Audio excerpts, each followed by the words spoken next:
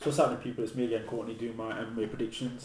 This time to UFC 126, which will take place on Saturday the 5th of February 2011 at the Mandalay Bay Event Center in Las Vegas, Nevada. First of all, I want to say a big shout out to Dustin from Ethic Fight Co. They've hooked me up for my fight. They sent me a couple of t-shirts and shorts. But yeah, check them out. Nice t-shirt, very nice t-shirts. They're gonna have rash guards, hoodies, and everything as well from their website. If you want to check it out, I'll put the link at the bottom. It's ethicfightco.com. They've got a new website launching later in February, so definitely go and check them out. But yeah, this is my UFC predictions.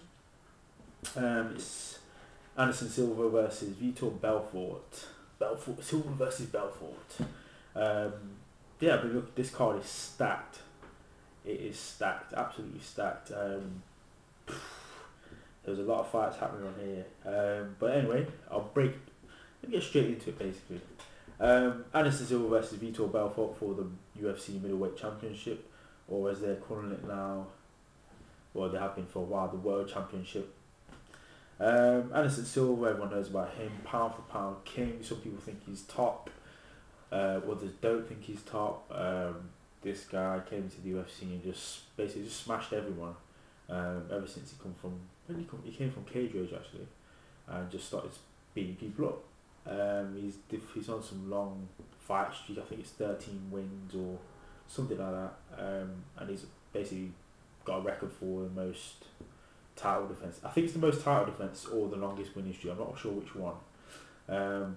Maybe both. But yeah, Anderson Silva, great striker, great Muay Thai guy, great movement, got good groundwork as well. Although I'm not too, he's got a black belt in Brazilian Jiu-Jitsu, but I'm not sure whether he's got a black belt. By Damian Maia's been competing, in the Pan Ams and the World and the Europeans. Damian Maia's won all those and those. So I don't know whether Anderson Silva's done that, but I don't know, But he's got a black belt, so I suppose he's got a black belt. But yeah, sick striking. He punches. He can do whatever he wants in the ring. He took the absolute mickey out of Forrest Griffin, giving it all, the shoulders and he smacked up Forrest Griffin silly. Then against in his last fight against Chael Sonnen, he got battered. Chael Sonnen was on his way to winning that fight, but lo and behold, the fight's not over till it's over, and Sonnen got caught in a triangle. Silva got battered, and to be honest, I'm glad he got battered. I think a lot of people were happy that he got beat up like that, just to make him realise that he's still human, and you've got to defend the belt and stop doing all this dancing rubbish that you were doing in Abu Dhabi against Damian Maia. Just fight. And Chael Sonnen came to fight and whoop their ass. Anyone that says anything different, no. Anderson Silva got his ass kicked for four and 3/4 rounds. Got his ass kicked, but then he pulled it out. True mark of a champion, pulled it out. But anyway, his last win was a win against Chael Sonnen via submission. His last 5 fights, he's had 5 wins, 2 decisions, 1 sub, 1 knockout and 1 TKO. But he's fighting Vitor the Phenom Belfort. Vitor Belfort, everyone knows about him. He's been around for early days. When he was in the UFC, that's when he got into the UFC, he was like 19 or something, and he was a heavyweight. He was he's quite muscly. He's got a 19-8 record. He's 6 foot, I think. He's 6 foot, 6'1". But yeah, he's a former light heavyweight. He's a former heavyweight champ now. Former light heavyweight champ. But Vitor comes in. People say, "Oh, which Vitor's going to turn up?" Obviously, he does have sometimes he has personal problems that with his sister. Obviously, that affected him. But generally, Vitor's, you can't blame everything on like, oh yeah, something's happened or this that. If you're a fighter, you've got to deal with those things and come through it and fight. Which I think Vitor's done. Vitor Belfort, very fast hands. As I said before, the former light heavyweight champion. good movement, good footwork. He's a southpaw, so it's difficult to hit him. He has a Brazilian Jiu-Jitsu black belt from Carlson Gracie, so that's legit. Where did he fought? He fought in Affliction, and he knocked out Matt Lynn. He looked like he killed Matt Lynn. Every time Matt Lynn get knocked out, he looks really bad, and Vitor put him to sleep. He looked like he killed him, put him in the coffin early. He looked really bad. But yeah, Vitor, he's dropping down to obviously he's middleweight now. For his first fight and the only fight back in the UFC, he wasn't even at middleweight. It's a catchweight against Rich Franklin. So it'll be interesting to see if he can cut the weight and make it. I watched in one of his video blogs. He's got Mike Dolce. So I think he's doing the Dolce diet. So I think he should be on weight basically. But yeah, like I said, his last fight was in 2009. It was against Rich Franklin. He knocked him out. His last 5 fights, he's had 5 wins, 3 KOs, 1 TKO, and 1 decision. But for this fight, Vitor, that's the wind. I think Anderson Silva's going to win. I don't think Vitor's got enough. Everyone said, yeah, he's the phenom and this and that, but I hear that too many times. I've heard it for so many matches of his, and he's just disappointed. I think Vitor will come ready, but I don't think he'll have enough to do with Anderson Silva. It's a 5-round fight. I don't think Vitor's got the gas for it. Anderson has, but I don't think he's going to even go past the 3rd round, to be honest. I think Anderson Silva's going to keep it, and I think he's going to do it before the end of the 3rd round. So I think he's going to do a TKO in the 3rd round. I don't think Vitor Belfort's going to last that long. I think he's going to gas. But yeah, Anderson Silva to retain the middleweight championship of the world. Next fight on the card. This is the hardest fight to call, I think, probably in a while. Forrest Griffin versus Rich Franklin. Forrest Griffin has got a 17-6 record. He's 6'3". Forrest Griffin is very well rounded. He's a very tough guy. Likes to scrap. Will hit back. If he gets hit, he will come back twice as hard. But again, he's not fought since 2009. His last win was against Tito Ortiz by decision. Forrest Griffin's a big guy. I didn't realise how big he was until I seen him against Rampage. I was like, oh, yeah, he's massive. Forrest Griffin's a big guy. He's one of the bigger light heavyweights. In his last 5 fights, he's had 3 wins and 2 losses. Forrest Griffin's a good fighter. I never used to like him before, but I think he's a decent fighter. I do like him now. And he's fighting Rich Ace Franklin, who's 6'1". He's got a 28-5 record according to Sherdog. Rich Franklin, former middleweight champion. Again, Rich Franklin, he's very well rounded as well. He's a southpaw. He's got a jackhammer over left hand. He moves well. He's a Brazilian Jiu-Jitsu. I think he's a brown belt now. I think his match is on YouTube against his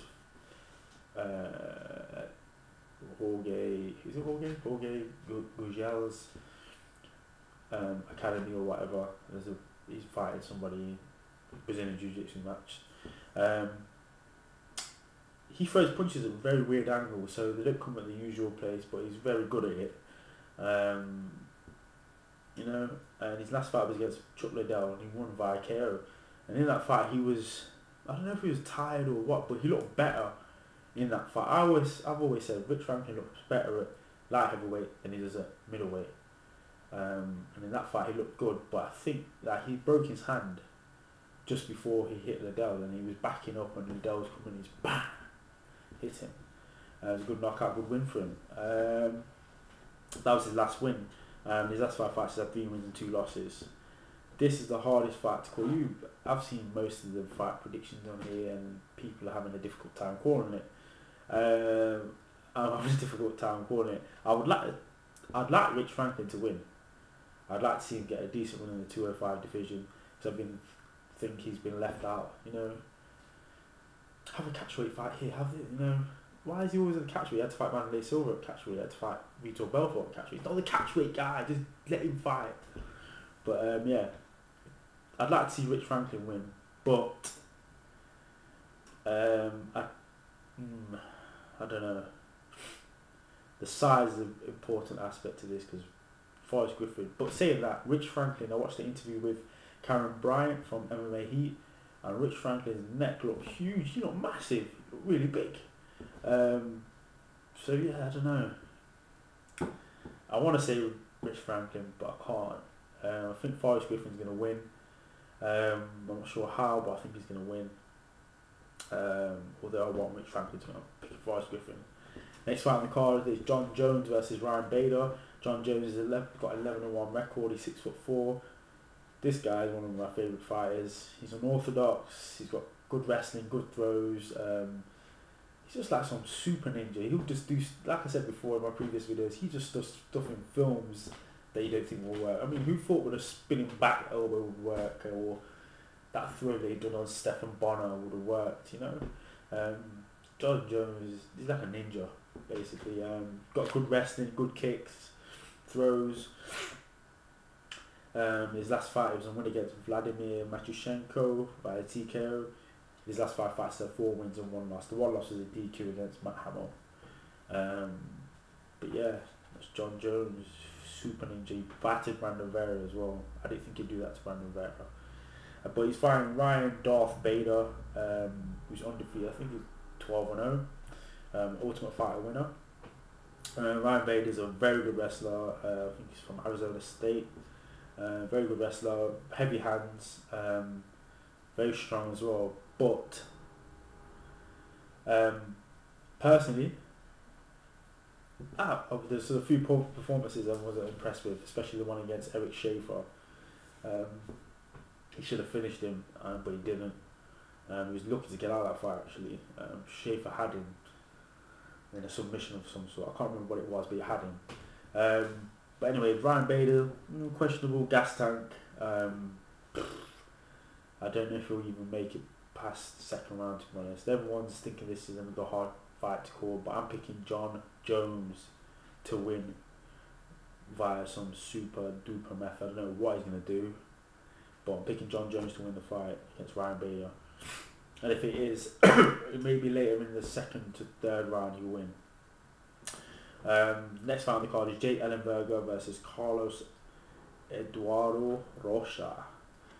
Jake Ellenberger's got a 22-5 record. He's 6 foot. Although he didn't look 6 foot for some reason. I don't think, every time I see him, I think he's shorter than that. But yeah, he's 6 foot, very strong, good wrestling, good ground and pound, as he showed against John Howard. And he can defend against submissions, as he proved against Carlos Condit as well. His last fight was a win against John Howard. We smashed John Howard's eye, made it look like a. This is how John Howard looked afterwards. Yeah, that's how he looked afterwards. He messed him up completely. Jay Ellenberger's got in his last 5 fights, 4 wins and 1 loss. 1 loss is a decision against Condit. He's fighting a guy, Carlos Eduardo Rocha, he's undefeated basically, he's 9-0, 5'10". I don't know much about this guy. All I know is most of his wins have come via submission. Obviously in his last 5 fights he's had 5 wins. But they've done it as a typical wrestler, ground and pounder versus a grappler. And I'm going to stick with Jake Ellenberger. I think Ellenberger's just smashing basically. Although, I haven't seen Rocha, so I can't really comment. He might have decent submissions, but I hope he can defend from the bottom. Because if he plans on playing the guard, he's going to get battered. Jay Ellenberger don't take guard. We take guard, smash you. So I'm picking Jay Ellenberger to win that fight. Next fight on the card, I'm looking forward to this one as well. I'm looking forward to seeing Miguel Angel Torres versus Antonio Bandura, sorry. Miguel Torres, he was another one that could have been in the pound for pound list, probably still is. Got 38-3 record. He's 5'9". Most of his wins come via submission. He's a very good fighter. He can do it all basically. I haven't seen many of his fights where he's done much wrestling, but yeah, his submissions are good, very good. He's got good boxing as well. This guy likes to fight all the time. his last fight was a win against Carlos from Valencia, and his last 5 fights he had 3 wins and 2 losses. I don't know about. I'm not sure. I've not heard much about Antonio Bandera. I want to know that he's a small guy, 5'3". He's got 18-6 record. Most of his wins have come via decision. His last fight was a win via decision as well. His last 5 fights, he's had 4 wins and 1 loss. Torres fought Joseph Benavidez and had trouble against him. I think it was. He got smashed and had a massive cut on his head, and then got guillotined. I don't know if the same thing will happen here because I'm not. I'm thinking Torres is going to think I'm in the UFC now. I'm not losing again, and he probably won't. But I'm looking forward to when he fights Uriah Faber. That's going to be sometime soon, when both of them can put a win streak together. But I'm picking Miguel Torres to win that fight. I'm not sure how though. It might be TKO or submission. They won't put it past him. But as I said, this card is stacked, absolutely stacked. We've got the debut of Norifumi Kid Yamamoto. No one ever says his first name. Everyone just calls him Kid Yamamoto. He's fighting against Demetrius Johnson, Mighty Mouse. That is going to be a sick fight. Also, we've got Donald Cerrone in the UFC at lightweight versus Paul Kelly. That's going to be a scrap and a half. Paul Kelly doesn't mess about. We've also got Mike Pierce versus Kenny Robertson, Paul Taylor versus Gabriel Rudiger. I'm not sure what that's being fought at actually. So let me just check this. Because Paul Taylor tried to make weight last time for a fight. It's most probably lightweight because Rudiger's lightweight. Yeah, that's at lightweight. So Paul Taylor's moved down to lightweight. I think Paul Taylor's going to win that fight. That's going to be a good scrap as well. But yeah. Oh, what am I about? There's another Chad Mendes versus Michihiro Omigawa. That's a wicked fight. I don't know who's going to win that fight, but that's a very good fight right there. I mean, the undercard probably could have been like a UFC fight night or a UFC live on Spike. Sorry, live on Spike, live on Versus. Definitely. But yeah, as I said before, all those fighters in the UFC that are sitting there thinking, oh yeah, I'm in the UFC. These guys that have come over from the WEC, they are looking to make money and they're looking to put on shows. So you lot better step up your game. You know what I mean?